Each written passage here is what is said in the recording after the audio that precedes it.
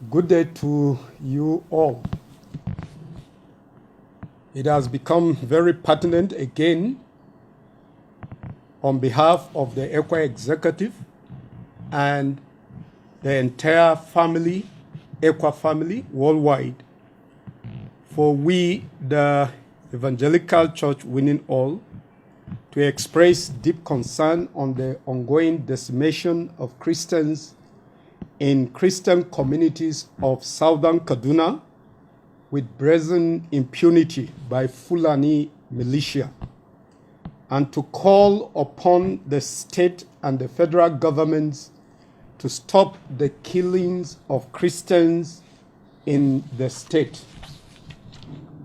It is very disturbing that these daily onslaughts on Christians in Kaduna State and southern Kaduna in particular have been going on for just too long, unattended to by the federal and state governments, as if the lives of Christians no longer matter in the areas under attacks.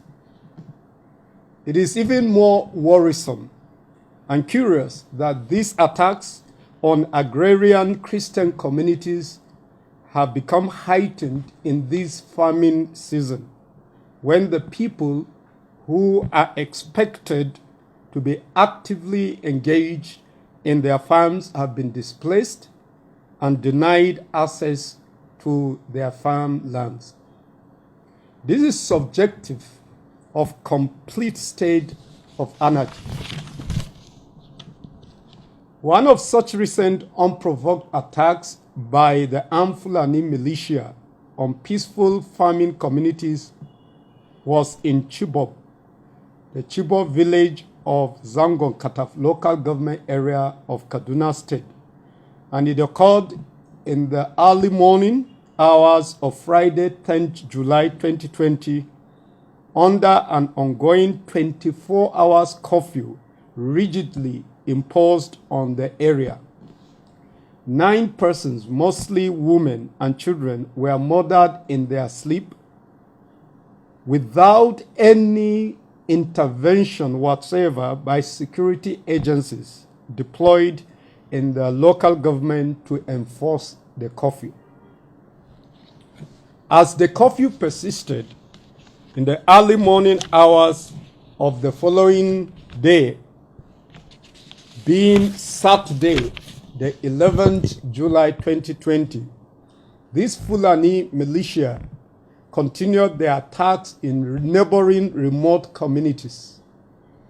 In particular, they attacked Kigudu community, which is close to Chibok, located at the boundary between Zango Katav and Kauru local government areas. This led to the death of 10 women, 1 infant, and 1 old man, who were all burnt to death inside a house that they had taken refuge in. Some of the corpses were burnt into ashes. They set 4 homes ablaze, bringing the death toll to 12 in that community. With the curfew still in rigid enforcement, except on the Fulani jihadists, and one Audu, a Surubu village, still under Gora ward, was invaded the following morning of 12 July 2020, when the village was looted and entirely burned with 1 person killed. This brought the total death toll to 22 persons in 3 days of unbroken attacks under a 24 hours curfew, strictly imposed curfew that has been running for a month now. Very sadly, these 3 days onslaught against the peaceful Christian communities went on without the intervention of the armed security forces deployed to the areas to enforce the curfew. Yet the villagers were restricted in their homes on account of the curfew and prevented from putting up any resistance to defend their communities against the attackers. There was another attack on Sunday, 29 July 2020 on Kukundaji, where 20 people were killed in a midnight raid. Also of serious concern is the continuous attacks and killings in the Adara Christian villages of Kajuru local government area, where vast farmlands and villages have been taken over and are now occupied by the Fulanis. It will be recalled that the Adara paramount ruler was killed alongside his aides in a very gruesome manner in 2018 by the same suspected armed Fulani herdsmen, an assault that are believed to have been sponsored by government agents due to the outspoken stand of the monarch against attacks on his people. To make matters worse, the state government ordered the arrest of many of the Adara leaders and detained them for months without any established charges against them. Till this day, the state government has left the Adara people without a paramount chief, which is supposed to be a rallying point of the Adara communities. The manner in which these attacks are being launched against Christian communities suggests clearly that the invaders are encamped in not too far locations from the villages. Yet, the state and the federal governments have not done much to confront the attackers or to stop the killings. The belated attempt of recent by the federal government spokesman to explain these killings as an evil combination of politically motivated banditry, revenge killings, and mutual violence by criminal gangs acting on ethnic and religious grounds and calling on the securities to intensify their effort against the killings is not different from the normal rhetorics which have often amounted to nothing. We have said it several times that in face of the dismal security situation, the time was long overdue for the service chiefs to go.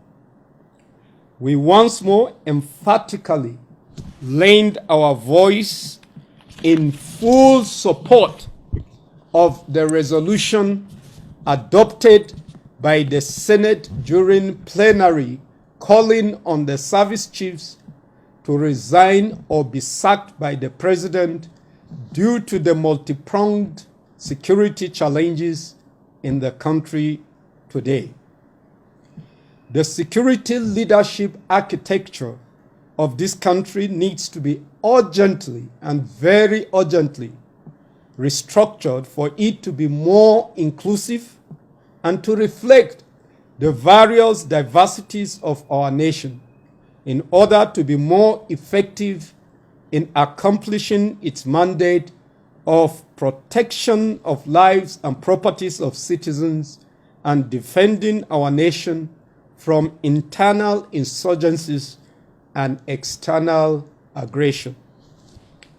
ECWA is particularly worried that these continued massacres and destructions in our Christian communities have become too much to bear, considering the fact that the states and especially the federal governments have neither said anything of worth about the killings, nor have they shown adequate concern on the plight of the communities where they are attacked.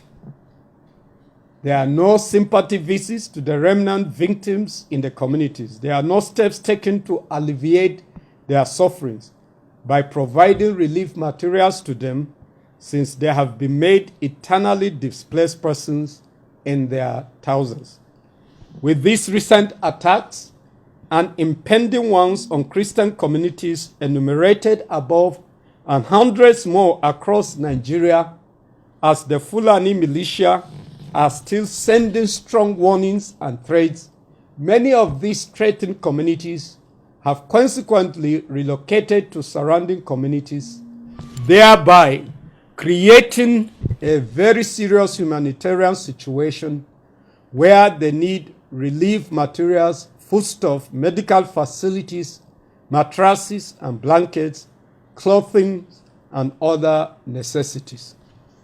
ECWA is therefore calling on the Kaduna State government in particular and the federal government to show more commitment and sincerity in securing the Christian communities in the southern part of Kaduna State. We appeal to the states, federal, and humanitarian organizations to urgently reach out to these communities across local governments that are currently displaced and to do everything humanly possible to stop the killings and protect the people from further attacks. It is summarily unfair to place a curfew on indigenous communities while letting their enemies go after them and cut them down defenselessly. In light of the glaring failure of the state and federal governments to protect the people, communities should be allowed, under the supervision of relevant security outfits, to reasonably arm themselves for self-defense, since the security outfits have admitted that they are overwhelmed and unable to provide adequate security as they would want to.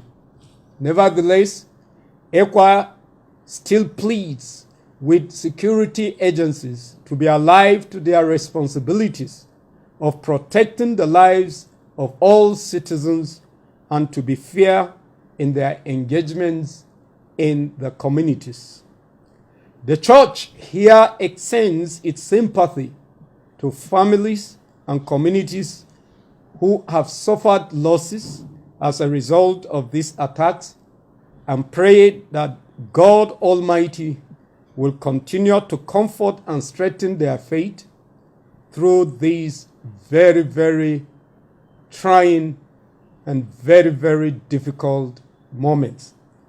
Christ has promised to and is building his church, and the gates of Hades shall not prevail against it. Matthew 16:18. Thank you very much. Please spread the news, and God be with you and bless us all. In Jesus' name, amen.